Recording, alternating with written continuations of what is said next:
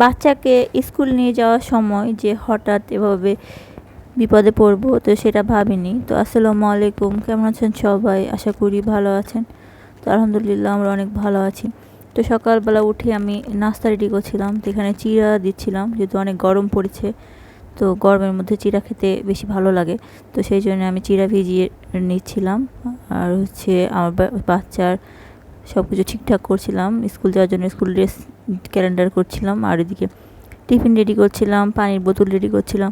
তারপরে আমরা চলে আসার সময় আমাদের বাসার সামনে রেল লাইনে ট্রেন চলে যাচ্ছিল। তারপরে আমরা রিক্সার জন্য ওয়েট করছিলাম রাস্তা পার হয়ে। তো হঠাৎ যে এখানে দাঁড়িয়ে থাকতে থাকতে বৃষ্টি শুরু হয়ে যাবে এটা ভাবিনি, আর যেহেতু রোদ ছিল আর গরম ছিল ওই জন্য ছাতাও খুব একটা নিয়ে আসা হয়নি। তো এখানে মুষলধারে অনেকক্ষণ ধরে বৃষ্টি শুরু হয়ে গেছিলো প্রায়, আর আমরা এক জায়গায় দাঁড়িয়েছিলাম ছাউনির নিচে। তারপরে বাচ্চা যেহেতু অর্ধেক রাস্তা চলে এসেছিলাম তো স্কুলে চলে গেছিলাম। তারপরে বাসায় চলে আসলাম স্কুল থেকে বাচ্চাদের। তো এখানে ছোটো বাচ্চাদের জন্য কিছু খাবার বানাচ্ছিলাম, পায়েস।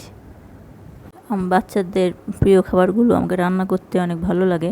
তারপরে আদা চা বানাচ্ছিলাম, যেহেতু ঠান্ডা লেগে গেছে বৃষ্টির পানিতে, তো ভাবলাম যে আদা চা বানিয়ে নিই। তো চারদিকে চাপাতি দিয়ে দিয়েছিলাম, চাগুলো ফুটিয়ে নিলাম, একটা ভালো ফ্লেভার আসে। এরপরে দুপুরে রান্নাবান্না ছিল, তো এই জন্য দুপুরে রান্নাবান্না আমি যেহেতু এখন সামনে কুরবানি চলে আসছে তো ভাবলাম যে ফ্রিজটা ফাঁকা করি।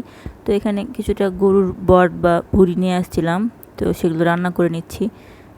তো সব মশলা দিয়ে দিয়েছিলাম, আর এটা থেকে যেহেতু তেল বের হয় তো ওটা দিয়ে দিয়েছিলাম। তারপরে এখন ভালো করে এটাকে কষিয়ে নেব, আর তার মধ্যে আমি কিছুটা আলু দিয়ে দিলাম। তো আলু দিয়ে ভালো করে নাড়াচাড়া করে নিলাম, একটু আলু দিলাম যেন ভালো লাগে। আর যেহেতু বাসায় খুব একটা কেউ থাকে না, আমি আর আমার 2 বাচ্চা, তো ভাবলাম যে একটা তরকারিতেই হয়ে যাবে, তো এটার জন্য এটা রান্না করে নিচ্ছিলাম।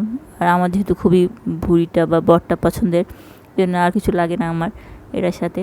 তারপরে দুপুরে খাওয়া দাওয়া করে এখন বাচ্চার একটা ড্রয়িং ক্লাসে নিয়ে গেছিলাম বাচ্চাদেরকে। তো সেখানে বসে তারা তাদের কাজ করছিল, আর এদিকে ছোটো বাচ্চাটা খেলছিল। বড় বাচ্চাটাকে ড্রয়িং ক্লাসে দিয়েছি, আর ছোটো বাচ্চাটাকে নিয়ে আমি এখানে বসেছিলাম। তো সে এখন কিছু করে না, খালি খেলাধুলা নিয়ে ব্যস্ত আছে। তারপর আমি বাসায় চলে আসছিলাম। তো বাসায় এসে বাইরে থেকে নাস্তা আনিনি, বাসায় কিছু বানাবো ভাবলাম। তো এখানে মোগলাই বানাবো, তো ওই জন্য আটা ছেনে নিয়েছিলাম, গমের আটা। তার মধ্যে ডিম, পেঁয়াজ, কাঁচামরিচ সব মশলা দিয়ে ডিমটাকে ফেটিয়ে নিয়ে এখন আমি দিয়ে দিচ্ছি রুটির ভিতরে। তো রুটিটাকে বড় করে বেলে নিয়েছিলাম পাতলা করে, তার মধ্যে এটা দিয়ে দিলাম। তো এরপরে মোগলাইয়ের ভাঁজ দিয়ে দেবো। তো বাসায় এটা বানিয়েছিলাম, তো আমার বাচ্চারা অনেক পছন্দ করেছিল। তো এখন এটাকে আমি এভাবে ভাঁজ করে নিয়ে তেলে দিয়ে দিব। তো তেলে দিয়ে কিছুটা বাদামি করে ভেজে নেব। তো বাদামি করে ভাজা হয়ে গেলে তুলে নেব। তা এখন প্রায় বর্ষাকাল চলে আসছে, মাঝে মাঝে ঝড় বৃষ্টি শুরু হয়ে যাচ্ছে।